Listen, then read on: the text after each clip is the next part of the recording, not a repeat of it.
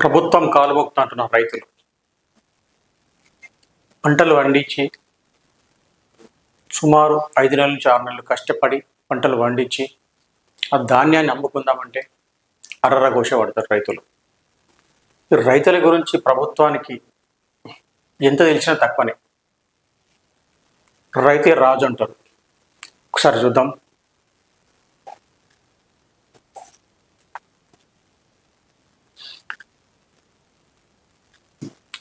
కాలు మొక్తాం ధాన్యం కొనండి సార్.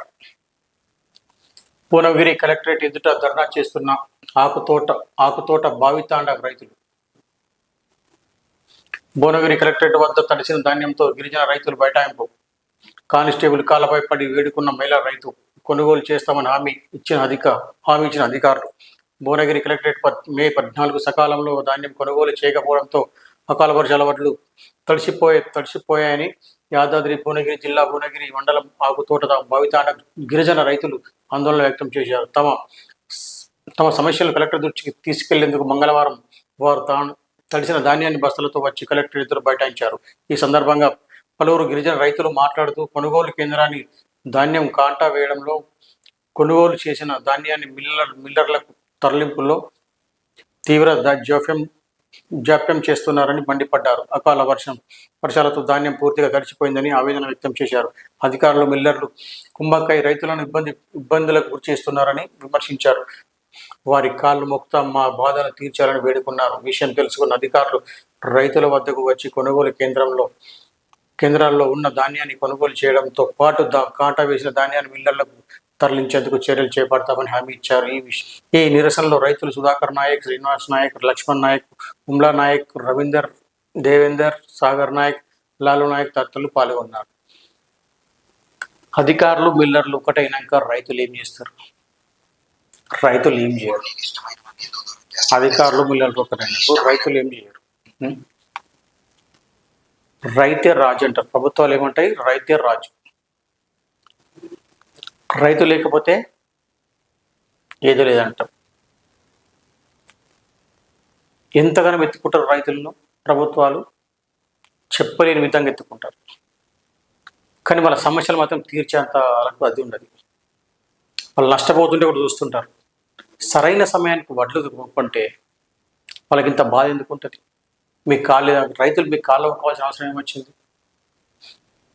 మీరు సరైన సమయానికి వడ్లు కొని 4 రోజులు పైసలు లేట్ ఇచ్చినా వాళ్ళు పెద్ద బాధపడరు. కానీ సరైన సమయానికి వడ్లు కొనకపోతే వాళ్ళకు మామూలు బాధ ఉంటుంది. నారు కోసిన చురువు చేస్తే కోసి వడ్లు తెచ్చి అవి అమ్మంత వరకు కూడా వాళ్ళకి బాధనే. రైతుల బాధలు మీరు పట్టించుకోరు. ప్రభుత్వాలకు అవసరం ఉన్నప్పుడు మాత్రం, ఓట్లకు అవసరం ఉన్నప్పుడు ఇంటింటికి ప్రచారం చేస్తారు. అది ఏ విధంగా ప్రచారం చేస్తారో అది వాళ్ళకి అర్థం కావాలి. అప్పుడు ఏం చెప్తారో కూడా వాళ్ళకి అర్థం కావాలి.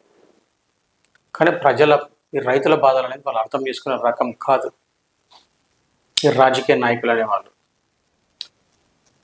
వాళ్ళు వడ్లు కొంటే మాత్రం మామూలు సంతోషపడరు. 4 రోజులు పైసలు లేట్ ఇచ్చినా పర్వాలేదు, కానీ వడ్లు వాళ్ళకి పోవాలి.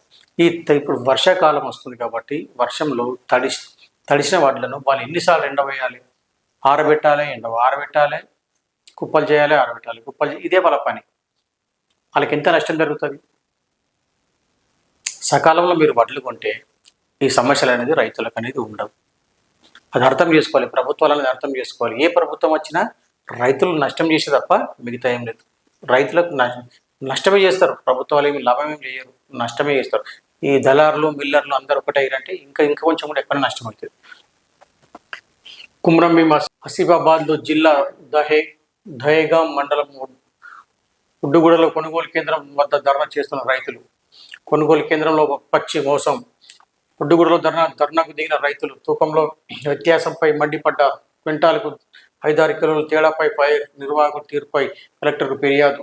దహేగాం మే 14 ధాన్యం తూకంలో మోసం చేస్తున్నారంటూ కుమ్రంభీం ఆసిఫాబాద్ జిల్లా దహేగాం మండలం ఉడ్డుగూడ ధాన్యం కొనుగోలు కేంద్రంలో వద్ద రైతులు ధర్నా నిర్వహించారు.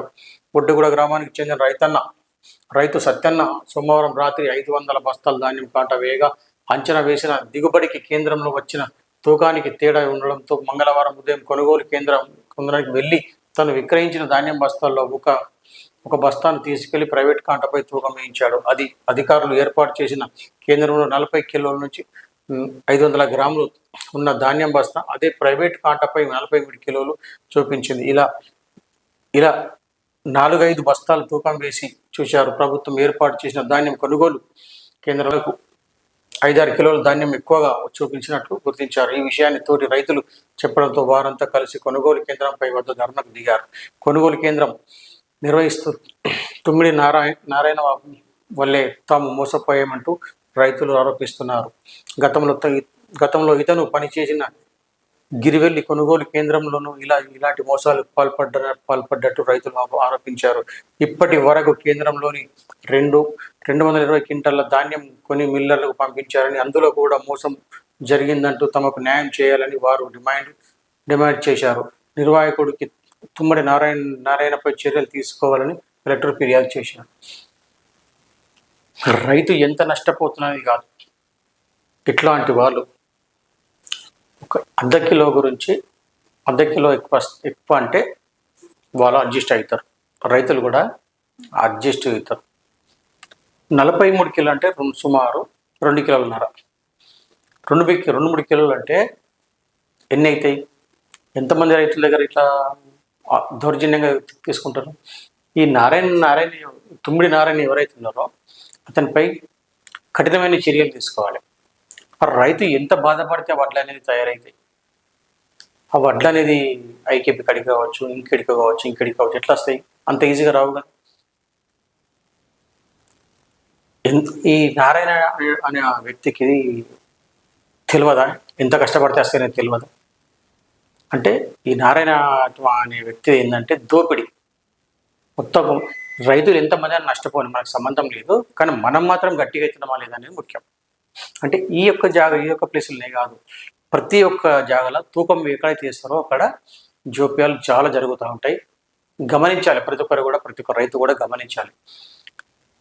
తూకంలో ఖచ్చితంగా తేడాలు ఉంటాయి, అది ఖచ్చితంగా గమనించాలి.